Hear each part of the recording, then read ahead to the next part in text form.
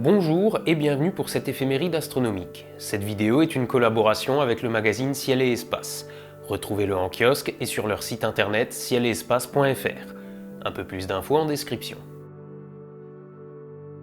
Aujourd'hui, on va parler de la période du 2 au 8 mars 2020. Et on attaque tout de suite avec les phases de la Lune. Aujourd'hui, c'est le premier quartier et la pleine Lune arrive début de semaine prochaine. C'est donc le bon moment pour profiter des ombres à la surface de notre satellite. Bon, c'est pas comme si on n'avait pas abondamment parlé de la surface lunaire dans l'épisode qui est sorti vendredi. Donc je pense que le plus simple, c'est de vous renvoyer vers celui-ci et surtout vous inciter à aller voir la description.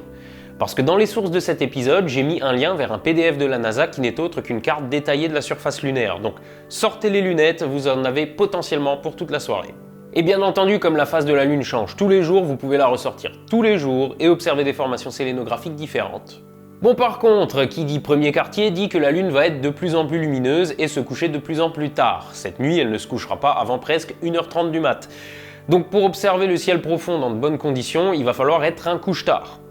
Et d'ici fin de semaine, elle sera carrément présente toute la nuit. Pour les moins courageux, sachez que Vénus est toujours bien visible le soir et pour cause, on approche doucement de son élongation maximale. On en reparle dans les semaines à venir. En ce moment, Vénus s'approche de nous, ce qui veut dire que visuellement, elle va grossir et gagner en luminosité. Sa taille angulaire va presque doubler, ce qui sera intéressant pour les possesseurs de télescopes ou de lunettes avec un pouvoir grossissant suffisant. Observez-la maintenant et observez-la à nouveau dans les mêmes conditions dans un mois, et vous verrez que ça sera plus la même. Mais on aura encore le temps d'en parler. Quoi qu'il en soit, Vénus va servir de repère dimanche. En passant à seulement 2,5 degrés d'Uranus, elle devrait vous aider à la trouver. Attention cependant, Vénus est très lumineuse. Si vous l'avez dans le champ de votre télescope, elle risque de vous éblouir et de vous empêcher de voir Uranus. Donc il faudra vous contenter de les observer une à la fois. Bon, sinon, ce vendredi, le pôle sud du Soleil sera à son inclinaison maximale vers la Terre. Côté observation astronomique, vous y gagnerez peut-être pas grand-chose. Par contre, côté phénomène atmosphérique, ça peut être intéressant, puisque cette configuration augmente les chances de voir des aurores boréales. Bon, je sais que la plupart d'entre vous êtes trop au sud pour les voir, mais j'invite nos amis les plus au nord à lever les yeux au ciel, des fois que. D'ailleurs, en parlant d'aurores visibles au nord, sachez que dans le cas d'éruptions solaires importantes, des aurores peuvent même être visibles en France. Seulement, ne vous attendez pas à des rideaux de particules qui font danser de gigantesques aurores vertes au-dessus de vous. Non. En fait, vous pouvez espérer voir les premières manifestations des aurores en très haute altitude, qui sont plutôt de couleur magenta ou rose. Comme elles sont très hautes dans l'atmosphère, vous pouvez les voir au nord malgré la courbure de la Terre. Sauf qu'en général, elles sont tellement ténues que si votre ciel est pollué, vous ne les distinguerez pas de la pollution lumineuse. D'ailleurs, même sous un ciel propre, c'est pas toujours facile de faire la différence. Bon, sinon, cette semaine, on fête quelques anniversaires. Il y a 180 ans, décédé Heinrich Olbers, l'astronome allemand qui a découvert Pallas et Vesta.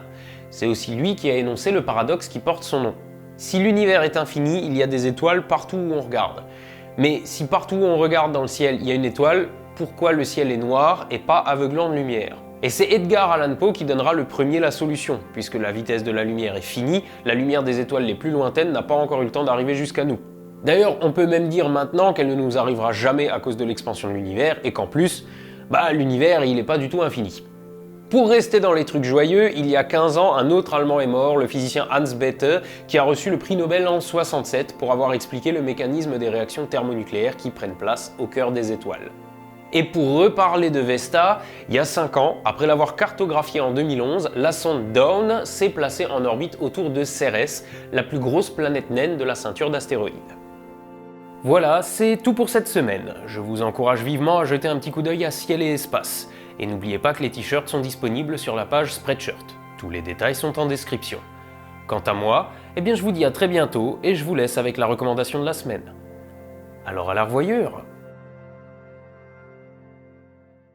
Bonjour à tous, ici c'est Baptiste, et dans mes vidéos, je parle d'histoire et ça tombe bien, car le nom de la chaîne c'est Parlons Histoire. Sur ma chaîne, vous trouverez non seulement de l'histoire pure, comme l'histoire incroyable de Stanislas Petrov, le soldat russe qui a évité une guerre nucléaire, tout simplement, ou l'histoire très gonflée de l'opération Fortitude, qui a permis le succès du débarquement en Normandie, rien que ça. Vous trouverez aussi des vidéos de géopolitique actuelle, dont la situation est expliquée et éclairée grâce à l'histoire.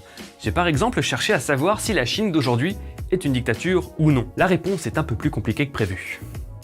Savoir pourquoi Hong Kong est en crise, pourquoi la Corée est coupée en deux, etc. etc.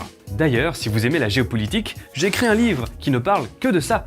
plus de 30 chapitres sur des questions qui agitent le monde actuel, comme le conflit israélo-palestinien ou encore la crise au Venezuela. Bref, à très vite sur ma chaîne, et si vous vous abonnez grâce à AstronoGeek, n'hésitez pas à l'indiquer en commentaire d'une de mes vidéos par un simple « Merci AstronoGeek », comme ça je saurai combien de fois je dois le remercier. Ici c'est Baptiste, et il est temps de parler histoire.